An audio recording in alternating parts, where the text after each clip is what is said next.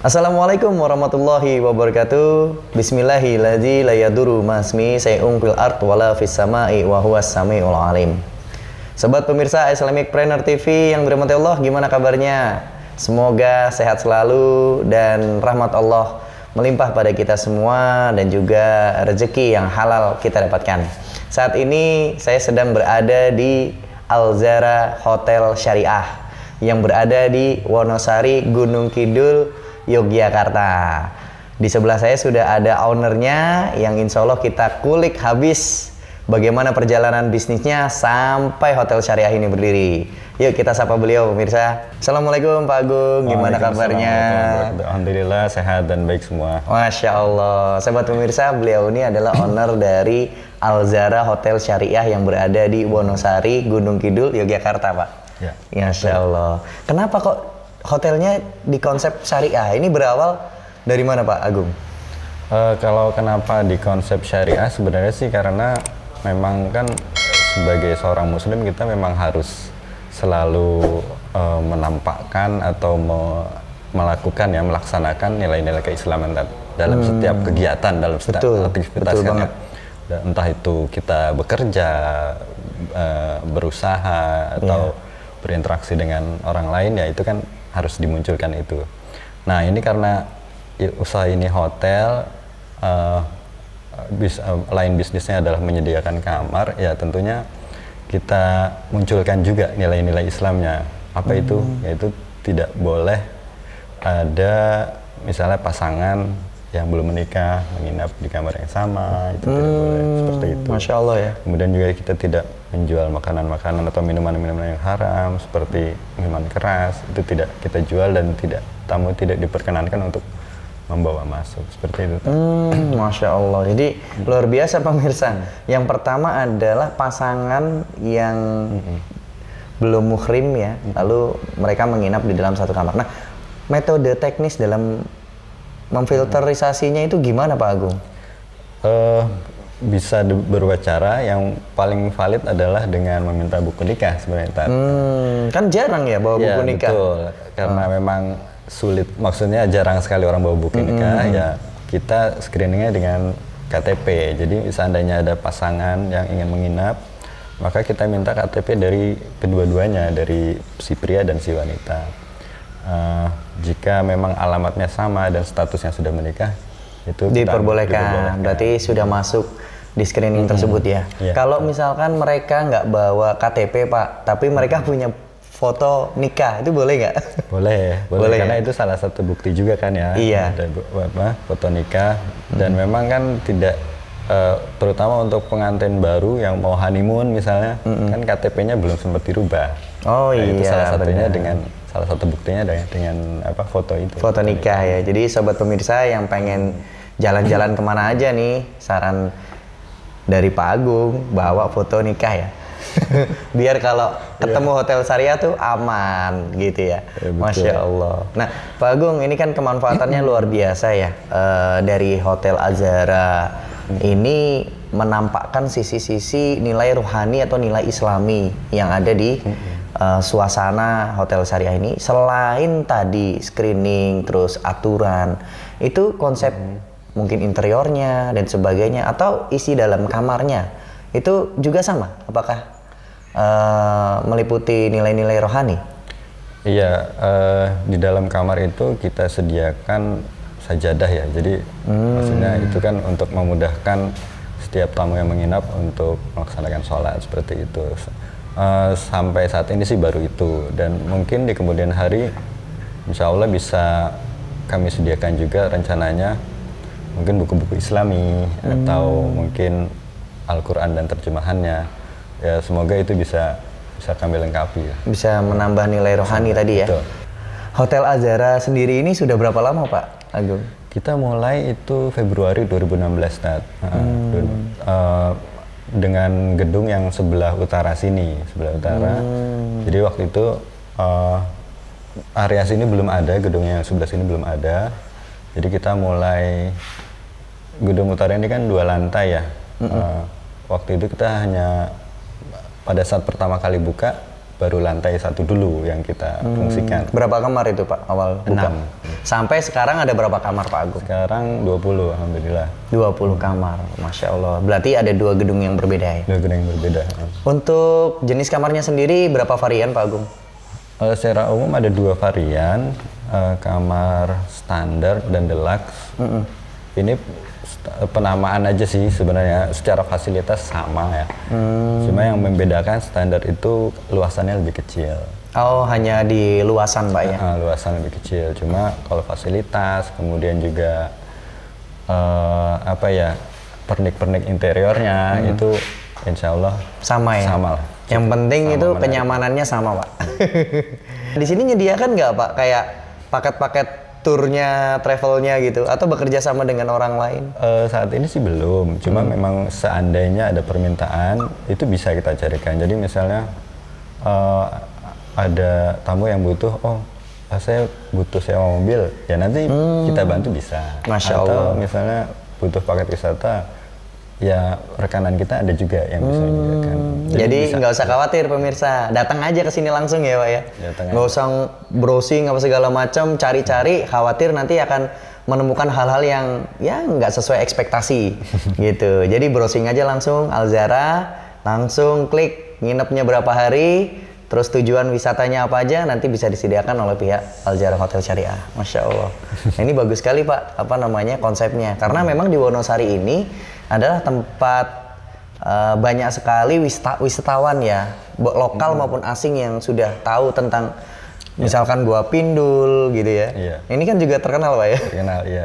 Dan kalau untuk pantai mungkin hampir setiap bulan nambah kali ya, maksudnya yang tadinya belum Lokasi pantainya ya Pak ya. yang tadinya belum terekspos jadi terekspos. Masya Allah. Jadi ya insya Allah sih belum kehabisan daya tariknya ya Gunung Kidul itu insya Allah. Masya Allah. Dan ini benar-benar nyata real sepanjang jalan dari naik Piungan itu sampai ke Wonosari itu sekarang sudah ramai Pak ya. Bahkan spot-spot tertentu itu banyak dikunjungi oleh wisatawan lokal maupun asing Pak.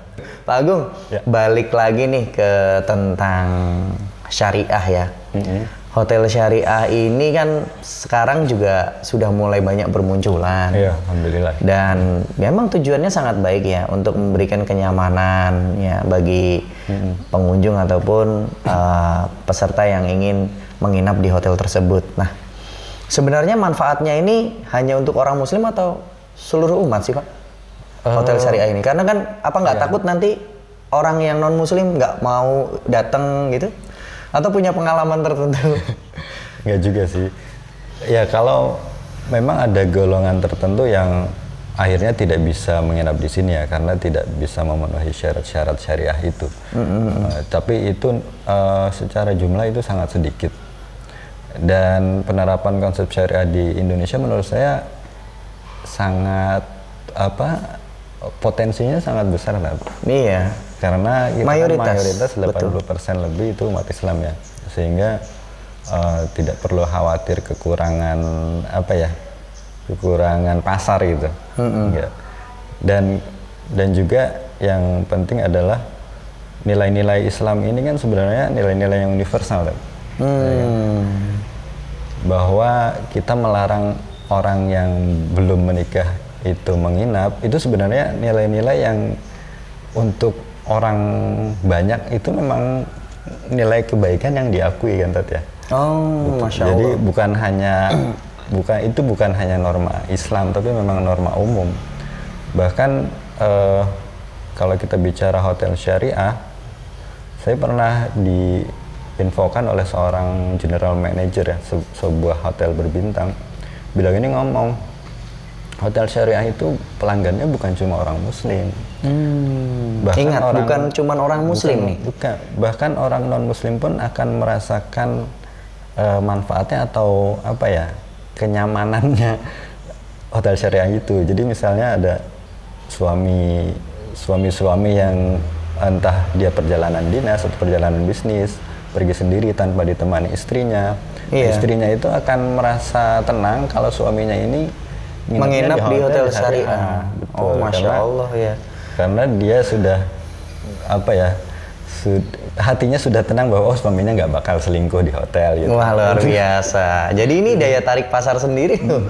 Jadi sobat pemirsa IPTV, Masya Allah ini. Jadi ketika kita menjalankan syariat Islam, ternyata itu kebaikan untuk universal gitu ya. Sebagaimana Allah juga berfirman, wa ma khalaqtul jinna wal insa illa liya'budun. Tidak aku ciptakan jin dan manusia. Nah, manusia ini kan umatnya beragam.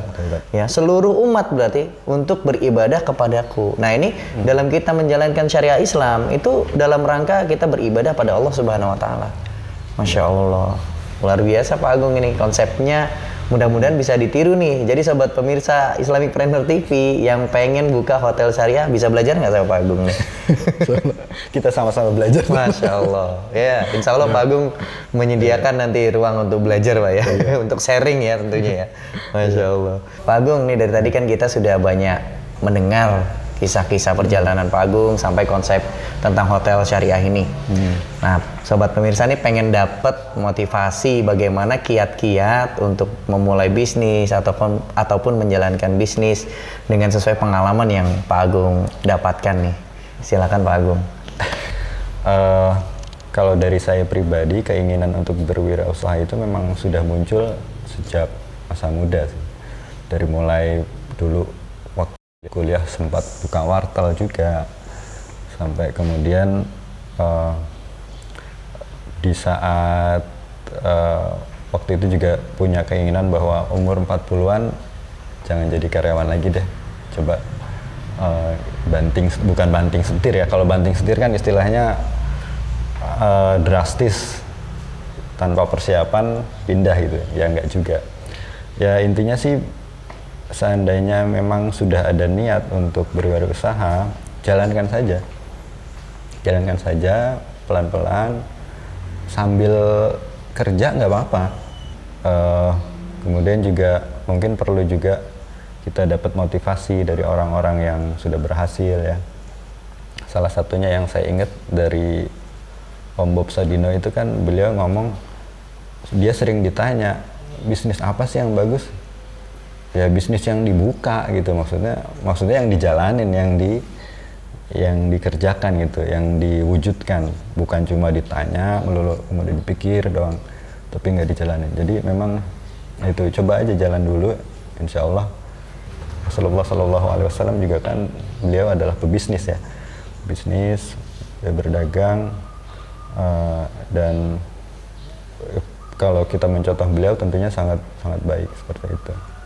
Dan yang paling penting adalah seperti yang saya katakan tadi, bahwa dalam setiap kegiatan kita sebagai seorang muslim jangan lepaskan nilai-nilai keislaman. Jadi misalnya berbisnis ya tentunya kejujuran, kemudian juga amanah, profesionalisme, itu kan semua adalah nilai-nilai Islam, itu harus selalu dibawa seperti itu, sehingga nanti apa yang dihasilkan insya Allah berkah ya. Dan kemudian kalau langkah-langkahnya sih sepertinya cuma 3 sih langkah-langkah seseorang berbisnis itu. Yang pertama adalah berdoa, berikhtiar, kemudian tawakal. Jalankan terus siklus ini, jadi kita nggak akan pernah rugi kalau menjalankan siklus ini. Hasilnya mungkin nggak di sini, cuma nanti di akhirat insya Allah dapat, seperti itu. Ya dimulai aja dulu dengan skala yang kecil, tidak apa-apa. Nanti insya Allah akan berangsur besar, seperti itu. Mudah-mudahan Allah meridhoi dan sukses. Masya Allah, terima kasih sekali nih Pak Agung atas motivasinya, ini luar biasa ya pemirsa. Seperti apa yang dikatakan Pak Agung, kita jangan melupakan nilai-nilai syariah, itu yang paling utama. Terima kasih banyak Pak Agung atas sharing-sharingnya di IPTV. Mudah-mudahan bisnisnya terus berkembang, lancar, hotelnya banyak menuai keberkahan dan juga bermanfaat bagi umat. Assalamualaikum warahmatullahi wabarakatuh. Demikianlah tayangan yang bisa kami sampaikan. Mudah-mudahan bisa bermanfaat bagi kita semua. Jangan lupa subscribe, klik loncengnya, like, komen, dan share seluas-luasnya agar tayangan ini bisa bermanfaat bagi kita semua. Bercita-cita untuk sukses itu boleh, namun berkah harus jadi kenyataan. Saya undur diri. Barakallahu fikum. Wassalamualaikum warahmatullahi wabarakatuh. Assalamualaikum warahmatullahi wabarakatuh.